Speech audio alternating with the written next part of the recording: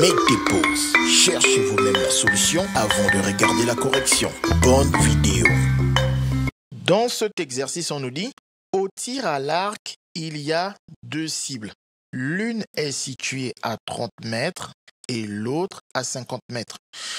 Donc, on nous parle de cibles situées de part et d'autre. Et là, on voit qu'il y a Anna. Donc, on va essayer de faire un petit schéma pour avoir un visuel qui va nous permettre de réfléchir plus simplement. Donc, je mets ici un point Anna. On ne m'a pas dit que les cibles sont du même côté d'Anna. Donc, je vais essayer de les mettre de part et d'autre. Voilà, je choisis comme je veux. Je peux mettre, par exemple mettre la première cible ici. Je mets 3 carreaux pour 30 mètres. Donc, un carreau, c'est 10 mètres. Et je mets l'autre cible de ce côté. Donc, C2.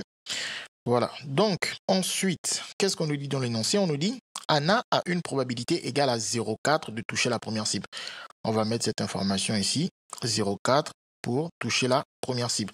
Et on nous dit qu'elle a une probabilité de 0,1 de toucher la deuxième cible. Ben, je vais mettre 0,1 ici.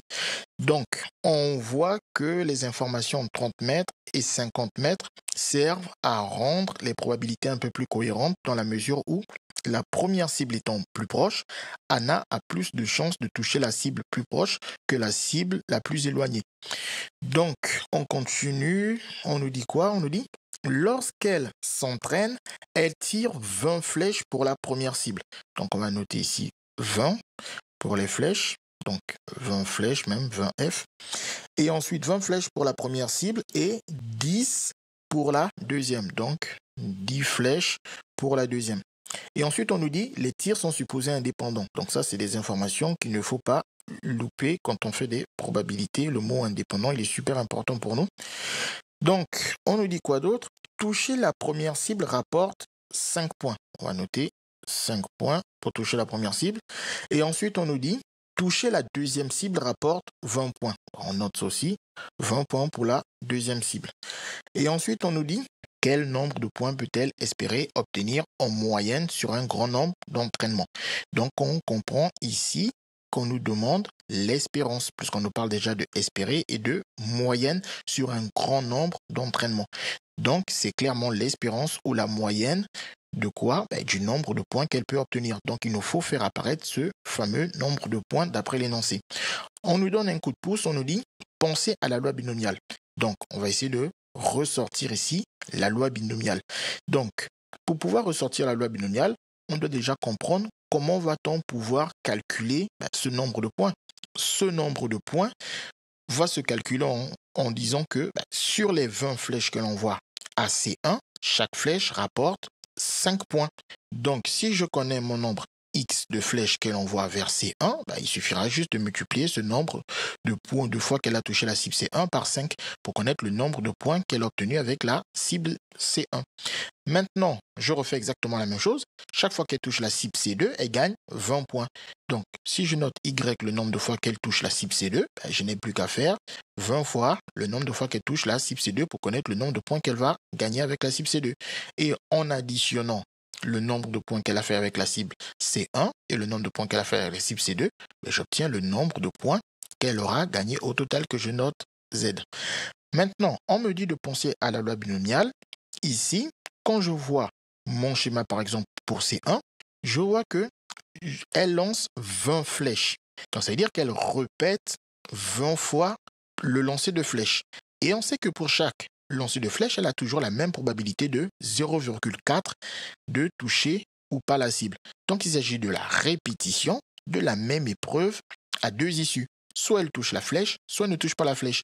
Donc, ici, on va dire que notre succès, ça va être, elle a touché la flèche parce qu'on veut compter le nombre de fois qu'elle va toucher la flèche pour pouvoir calculer le nombre de points qu'elle obtient. Donc, il s'agit de la répétition de la même épreuve à deux issues dont le succès est, elle a touché la flèche, ou on peut aussi dire de la même épreuve de Bernoulli dont le succès est, elle a touché la flèche. Et ensuite, on a besoin de l'indépendance pour que ce soit une loi binomiale. On nous dit les tirs sont indépendants. Voilà, on a toutes les informations qu'il faut. Répétition de la même épreuve de Bernoulli dont le succès, elle a touché la cible C1 et de façon indépendante. Donc ici, si j'appelle X la variable aléatoire qui va compter quoi? Le nombre de points, le nombre de fois qu'elle touche la flèche, 1, donc nombre nombre de fois qu'Anna touche C1, alors X va suivre une loi binomiale de paramètres. Donc, comme c'est la cible C1, au lieu de juste dire N, je vais dire N1. Donc, N, c'est le nombre de fois qu'elle répète l'épreuve. Ça fait donc N1 égale à 20. Et P1, c'est la probabilité de son succès. Donc, la probabilité qu'elle touche la flèche, 0,4. Donc, X qui compte le nombre de fois qu'on touche la flèche C1 va suivre une loi binomiale de paramètres 20, 0,4. Une fois qu'on a compris comment ça va marcher pour C1, on devine comment ça va marcher pour C2.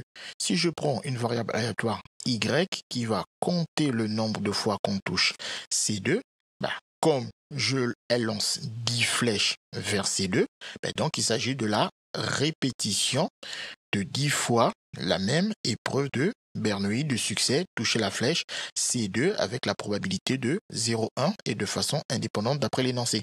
Donc ici, on a un paramètre qu'on va appeler N2 qui correspond au nombre de fois qu'elle lance sa flèche vers C2, donc le nombre de fois qu'elle répète l'épreuve.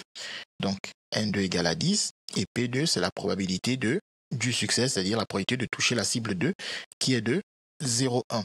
Donc ici Y suit une loi binomiale de paramètres 10, 0,1.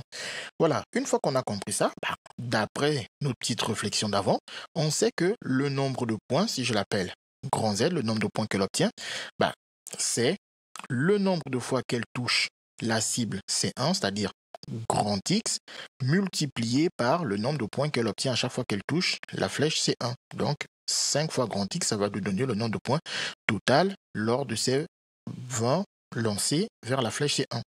Et ensuite, on refait la même chose. Pareil, si, comme... Non, mais c'est pas possible, je l'ai coupé, non. Comme elle touche X fois la flèche C1 et que chaque fois qu'elle touche la flèche C1, ça lui rapporte 5 points. Donc, on n'a plus qu'à faire 5 fois X qui nous donne le nombre de points que Anna gagne en touchant la flèche C1. Et on refait exactement le même raisonnement pour C2. Y est le nombre de fois que Anna touche C2 et ça lui rapporte à chaque fois 20 points. Donc, 20Y, c'est le nombre de points que Anna obtient en touchant la cible C2. Et en additionnant le nombre de points qu'elle obtient avec la cible C1 et le nombre de points qu'elle obtient avec la cible C2, on obtient le nombre total de points que Anna va faire à l'issue de son entraînement. On peut donc le noter Z. On obtient donc ainsi Z qui est une variable aléatoire qui donne le nombre de points que Anna va obtenir à l'issue de son entraînement. Et maintenant, on nous a demandé de connaître le nombre moyen de points qu'elle va espérer obtenir à l'issue d'un grand nombre d'entraînements. Ce nombre de points moyens n'est rien d'autre que l'espérance de Z. En calculant l'espérance de Z, on aura le nombre de points moyens qu'elle peut espérer obtenir sur un grand nombre d'entraînements. Donc, on va calculer l'espérance de Z. Ça nous fait donc l'espérance de cette combinaison linéaire.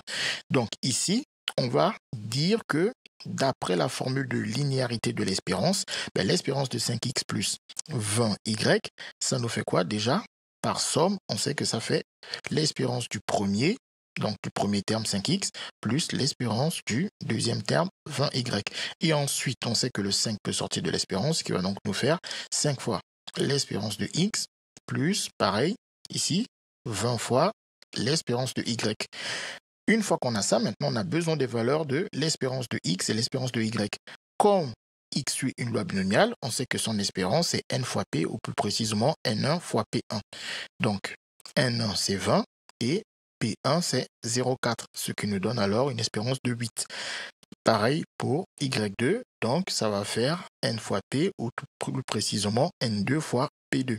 Donc, n2 c'est 10 et p2 c'est 0,1, donc ça nous donne une espérance de 1. Et maintenant, on n'a plus qu'à additionner ça pour connaître l'espérance de Z.